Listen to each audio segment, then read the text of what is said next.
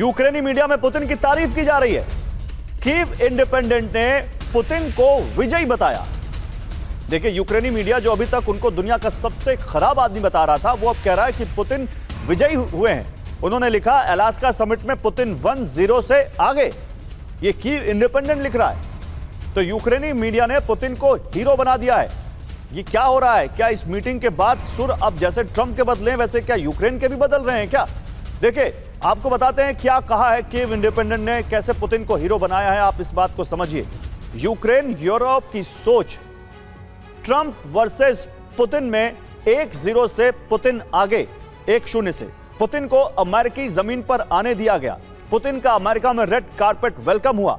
युद्ध का गुनहगार नहीं पुतिन को नहीं बल्कि बाइडेन को माना गया।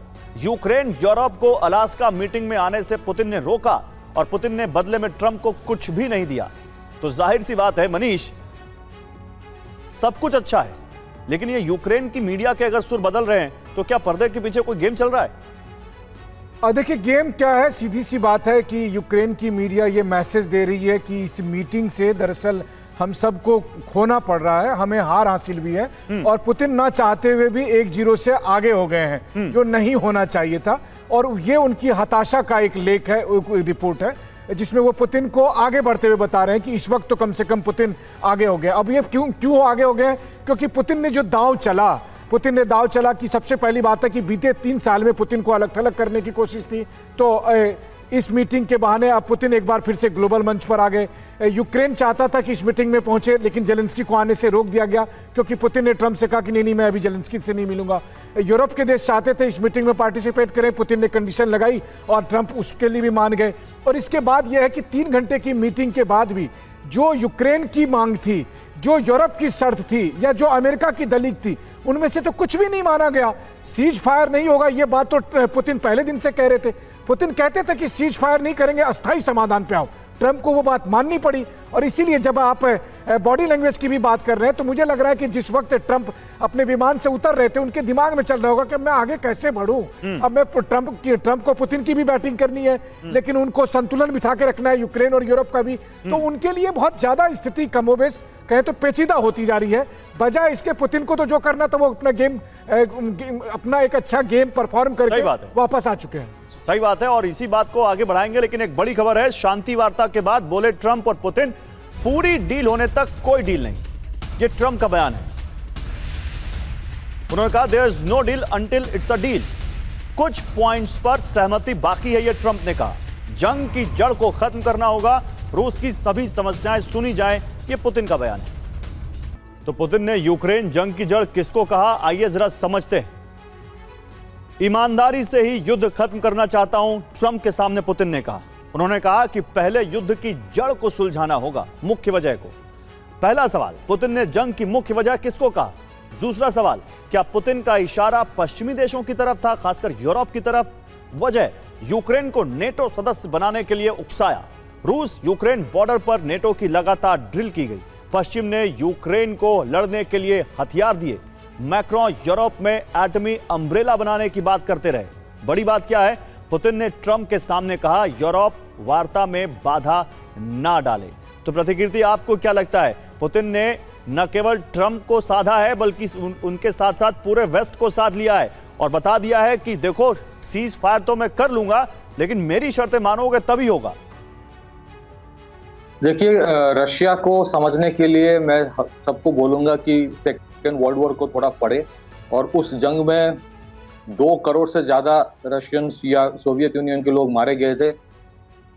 फिर भी सोवियत यूनियन ने जर्मनी को हरा दिया था, कभी अपना पीठ नहीं दिखाया।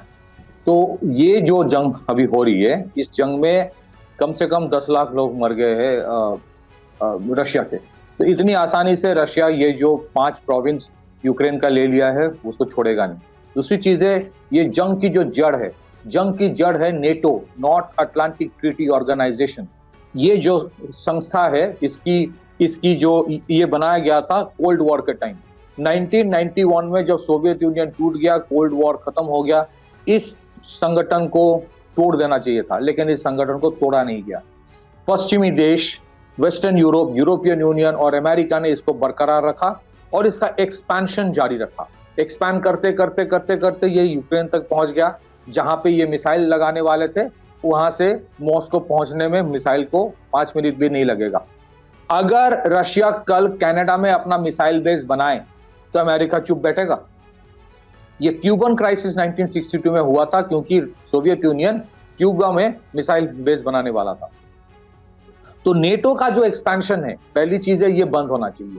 दूसरी चीज है ये जंग, सब ये सुन ले ध्यान से, ये जंग 2022 में शुरू नहीं हुआ था, ये जंग शुरू हुआ था 2014 में, जब एक चुनी सरकार को उखाड़ दिया था अमेरिका जाके रेजिम चेंज करवाया था। जिस तरह के रेजिम चेंज इस भारतवर्ष में पिछले 10 साल में कुछ लोग कोशिश कर रहा है। विक्टोरिया न्यूलैंड, जॉन मैकेन 2014 में जाके उस चुनी हुई यूक्रेन के सरकार को तोड़ के वहां सिविल अनरेस्ट तैयार किया, और ये जितने प्रोविंस है जिसको लेके रखा है रशिया आज, वहां पे रशियन मेजॉरिटी, रशियन स्पीकिंग लोग ज्यादा है, वहां पे बमबारी चलता रहा 8 साल तक। उसके बाद ये जंग शुरू किया, रशिया ने पलटवार किया 2022 से। नेटो जब तक खत्म नहीं होगा, इसके बारे में हमारे एक्सटर्नल अफेयर्स मिनिस्टर भी बोला है काफी बार कि रूट कॉज इज नेटो। ये नेटो दुश्मन पैदा करता है और जंग का माहौल तैयार करके उनका जो मिलिट्री इंडस्ट्रियल कॉम्प्लेक्स है वो अपना हथियार बेचने के लिए जंग का माहौल तैयार करता है। नहीं तो रशिया, आप बताइए किस एंगल से रशिया यूरोप के लिए खतरा है? अगर रशिया का एक्सपेंशनिस्ट मानसिकता होता कि मैं दूसरे देशों को ले लूंगा, तब तो वो उज्बेकिस्तान, कजाकिस्तान, तजिकिस्तान, ये जितने सारे छोटे छोटे सेंट्रल एशियन देश है सबको ले सकता था, जो सोवियत यूनियन के पार्ट था एक टाइम।